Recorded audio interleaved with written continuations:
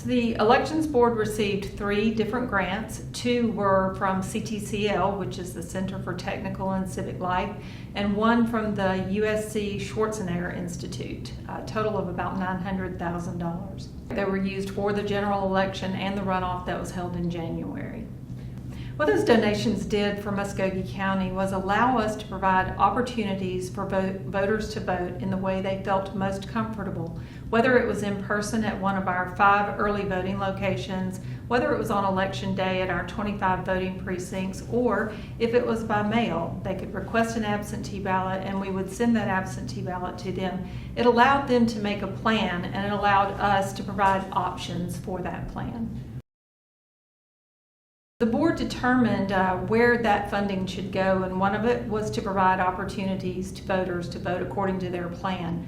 The second part of that was to compensate the workers who had to be in and around the thousands of people who came to vote early, who came to vote in person. And so they wanted to compensate those workers for risking their health and their safety to provide those opportunities to voters.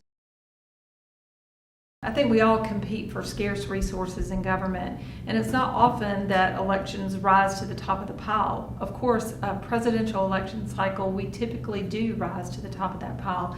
And so the Muscogee County has been really good about funding elections and things that we ask for, but we never would have asked to fund 5 early voting locations, recognizing the scarce resources in government. And so this allowed us to really look and reach and do those things for the voters here.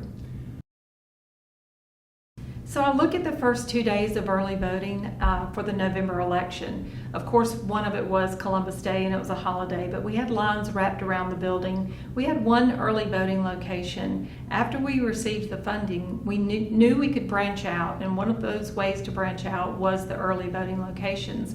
We were able to bring them online, and once we did, we didn't have lines here at the City Services Center anymore.